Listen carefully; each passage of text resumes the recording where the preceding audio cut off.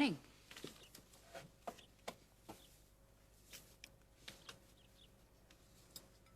So when you gonna lay it on me? I saw the note, and we're supposed to talk this morning? I take it you know what it's about. Oh, yeah. Oh, Vicky. What else? Yes, Vicky. I have to tell you, I'm a little bit disappointed in you, that you didn't call me before inviting a guest over for dinner. Yeah, I figured. Sorry. Well, everything was fine. It's just that it would have been common courtesy to let me know there was going to be somebody else there. Well, yeah. See, I was taking her back to the rehab center, right? And, well, I decided to see if I could take her out. I was going to take her to a restaurant, but then I thought, well, she hasn't had a home-cooked meal in a long time. I didn't think you'd mind. No, that's okay. I can understand that.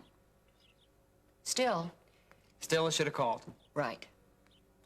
Well, am I forgiven? Yes. Now there's the matter of your grandmother's ring.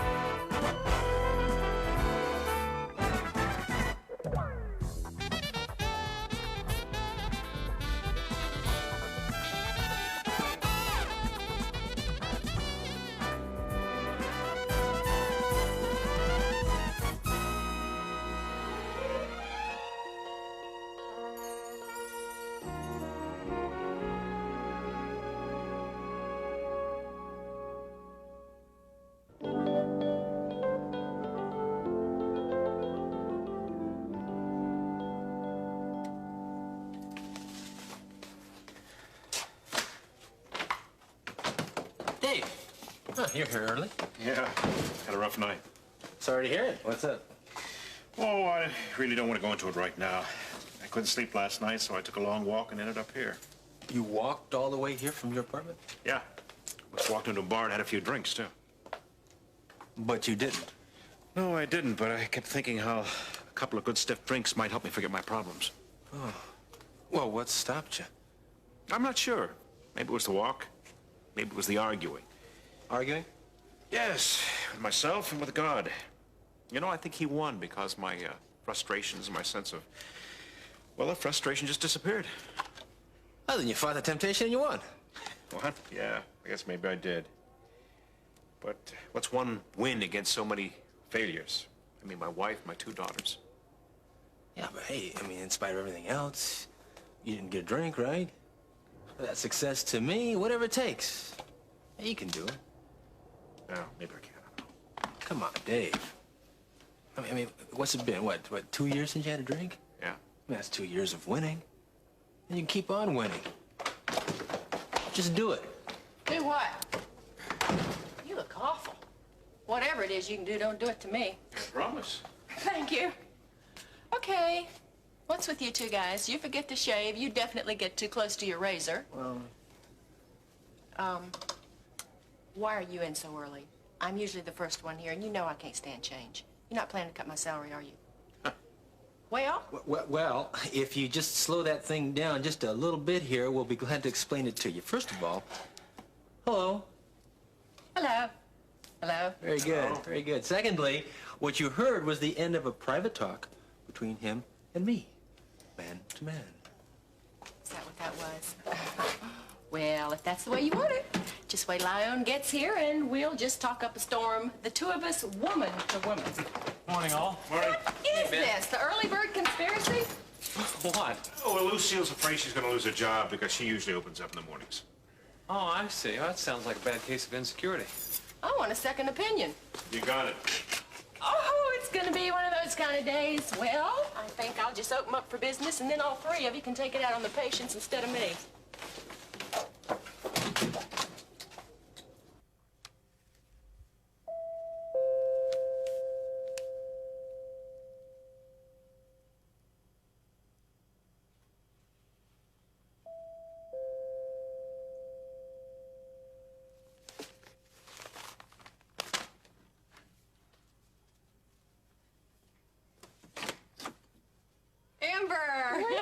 What a surprise. Well, are you going to just stand there and look surprised, or are you going to invite me in? Of course, come in. All right. It's wonderful to see you. Wait a minute, I thought you were supposed to be on your honeymoon about now. Honeymoon, please don't mention that word. Why okay? not? I'll tell you later. Hi, Gil. Hi, Blair. It's good to see you. Now, I'm a little surprised. Weren't you seeing Stacy last time I was... Sorry. It's okay, Blair. Stacy is history. That's a fact. No need to apologize. You can see that Amber and I are just deliriously happy with each other. So, what about you? And what was his name? Todd. Todd Everett. Well, neither of us was ready for the big step, and frankly, I just realized Todd wasn't the man that I wanted to live with for the rest of my life. Smart girl. So what about you? Where have you been? I have been trying to reach you for a few days. Didn't you get my messages at No, work? I didn't. It's been a busy week. Oh, I know. For me, too. I mean, I have been so busy job hunting and apartment hunting that I haven't been in one place long enough to leave a phone number. Are you here in Kingsley for good? Yes. As it happens, I not only have an apartment about 5 blocks away, but I have a job as a social worker. Great. Oh, there's more. I start on my first case this very morning, and it's a child custody case, and I'm pretty excited about it. Blair, I'm so proud of you. Well, thanks. Look, I'd like to stay, but I got to get ready for work. You will excuse me. Oh, sure.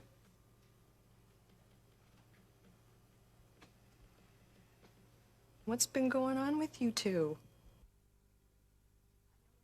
Look, Peter, I know you're not a kid anymore. I'm very proud of what you've become. But can I presume to give you some advice? I think I know what you're going to say, but yeah, sure. Go ahead. Okay. My first bit of advice is don't dive headfirst into anything. Go slowly. Feelings can change. It's happened to me. Well, yeah, I know feelings change. Feelings changed between me and Vicky, too.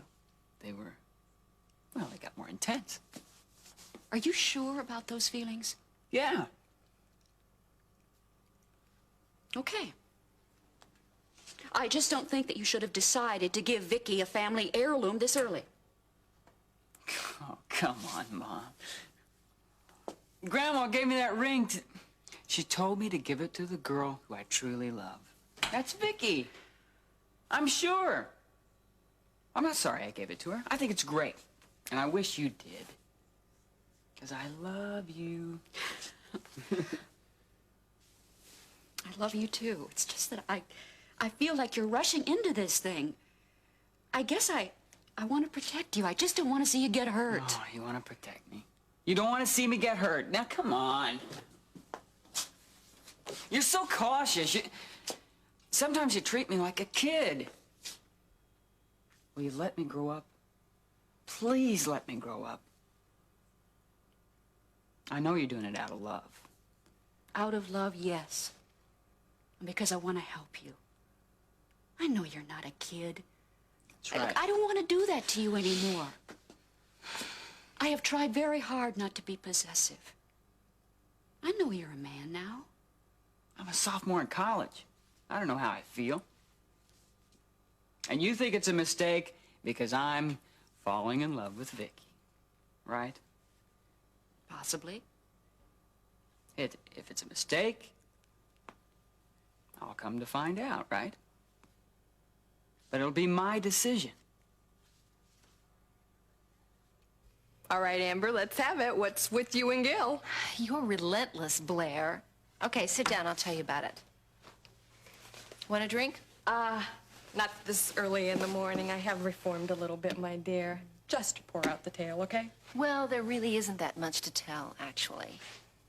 Gil and I had broken up, but then he soon came crawling back, begging to be taken back. Oh, towering love story, huh? I really feel like I'm a better person having heard it. So what really happened? Just like I told you. And what happened to your little sister in all this? What usually happens to her.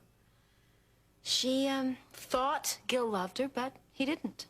I bet Stacy took it hard. Why do you say that? Just reading between the lines. Stacy is used to losing. I think she expects it. So there never really was a triangle. No. Right after I broke up with Gil, he went straight for the easiest target, Stacy. But he soon realized his mistake a few weeks later, and I took him back. I can't tell you how grateful I am. I haven't really thanked you, have I? For you letting me back into your life.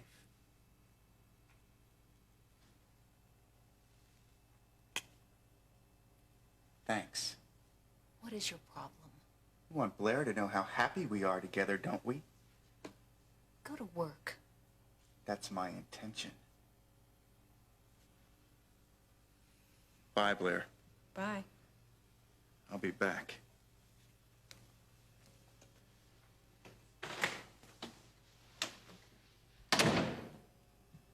Look, I don't know what's going on between you two, but it doesn't look like you're in love. We're not. So I don't get it. Why are you two back together then? There are reasons. Care to name one? No. Not right now. Okay. I've got to run.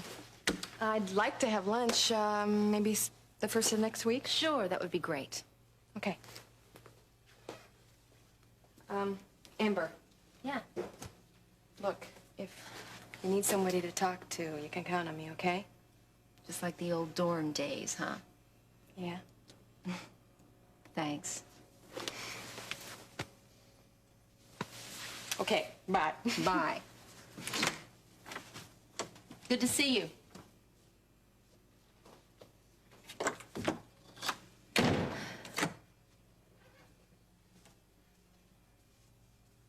You should know me by now, Gil. You'll never get away with this.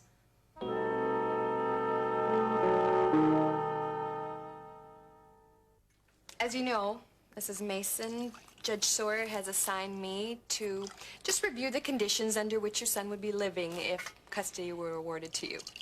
Yeah, listen, I'm very sorry here. I'm just having a terrible time. I guess I'm a little bit nervous, so I've spilled your coffee here. Well, that's all right.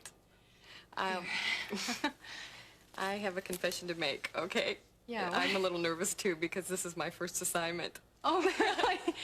Well, okay, maybe we can both relax then, huh? That's good. All right. Let's get down to business. Okay. Who lives in this house? Well, there's Ione Redlin, Barbara Farley, my son Eric, and myself. And who takes care of the house? Well, we all pitch in. Of course, the other two women work, so I do quite a bit myself. Who pays toward the upkeep of the house? Mrs. Redlin and Babs, Miss Farley, rather. And my contribution is the house cleaning. What school does Eric attend? He's in School 9, which is located just around the corner. He's already enrolled there. And his teacher's name? Goodman, Miss Goodman. Fine. Well, I plan to visit him later on today. Well, I should warn you that he's not too happy with his school, and also I should let you know that knowing that you were coming here and would want to see him, I took the liberty of taking him out of school for the day. He's upstairs. I see. You say he doesn't like school. Oh, he likes school. It's this particular school. Why is that? Well, he's only had a chance to meet a few of the other children at this point, and it's a whole new environment for him to get used to. But you will certainly see that he is an extremely intelligent young boy. In fact, he's even been able to work on a computer recently, a home computer. Well, that's excellent. Does he have the computer here? No, not exactly. The home computer is over at my father's house. I see.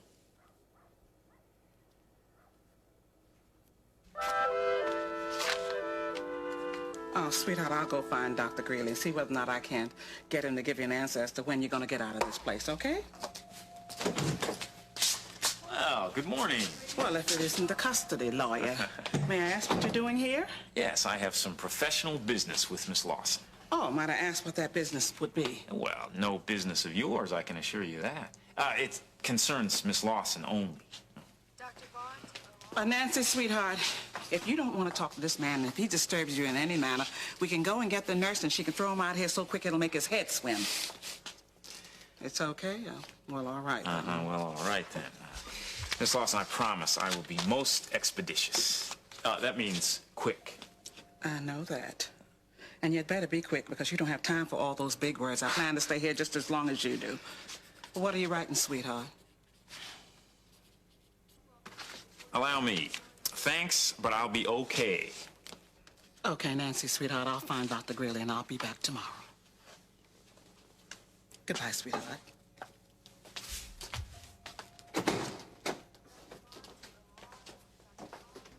Well, Nancy, may I know the question you want to ask Dr. Greeley? I see. When am I going to get out of here? Now, see, I knew that's what you were thinking. That's why I'm here today. I came to see if you might need a place to stay.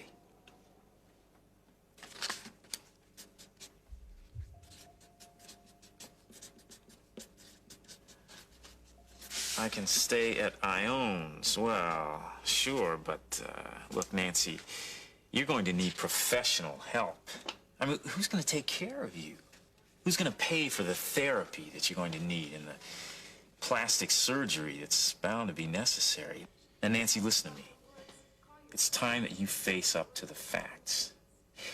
Your future is more bleak now than it was before the accident. And Nancy, listen to me. Please know that I only tell you these things, which are painful to me also now. I only tell you this to help you. Now, laying it on the line, you have no hope unless you get some money. Absolutely no hope whatsoever. Now, these are the facts, Nancy. But your one escape, your only course of action, is to sue Dr. Ben Martin and this hospital. Huh? Now, as I've already told you, it'll be relatively easy to initiate this litigation. All I need is your consent.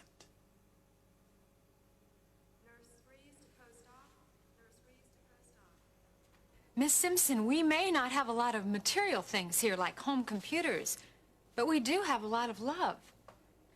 I really do love my son. I suppose maybe I should explain something to you now. Yes? About a year ago, I came to know the Lord. Do you know what that means? I have an idea, but why don't you explain it to me? Okay, well, Miss Simpson, I was at the lowest point of my life. And some friends, some very good friends, like Ione Redlin, helped me to see that God is real and that he loves me. He really loves me. I never knew that before. And this last year's really been a difficult one, very difficult. It seems like it's been one problem after another, but I have gotten through them. And through it all, I think I'm a stronger person for it.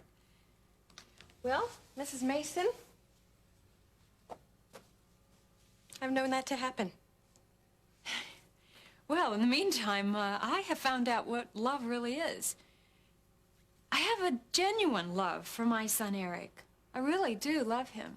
And believe me, if I thought in my heart that Eric would be better off with his grandfather, I would not stand in the way of him going back there. I'm so sorry I'm late. I was over at the hospital and I rushed home as soon as I found myself running late. Well, hello. Ione Redlin, Blair Simpson. Well, I'm so pleased to meet you. Well, thank you. I'm pleased to meet you, too. Is that Miss Simpson? Yes, it is. But just please call me Blair. You too, Miriam? Yes, all right. This is Blair's first case, Ione. Oh, is that right? Well, tell me, why are we all standing here? Why don't we just sit down? Now, what is it you do, Miss Simpson? Well, I was a stewardess for 2 years, but it was great, you know, the traveling, and it was all fun. But I decided I wanted to do something more. And so, since my undergrad was in social work, it just seemed natural. Well, you seem like the kind of person that likes to help other folks. Well, thank you. I'd like to think that. Well, I guess you'll do the right thing by recommending that Eric stay right here with his mother. Ione, please. Oh, Miriam, please, don't worry. Mrs. Redlin, I promise I will be objective in reporting my findings, okay? Now, I'd like to interview Barbara Farley if she's here. She should be here soon. Good. I look forward to meeting her.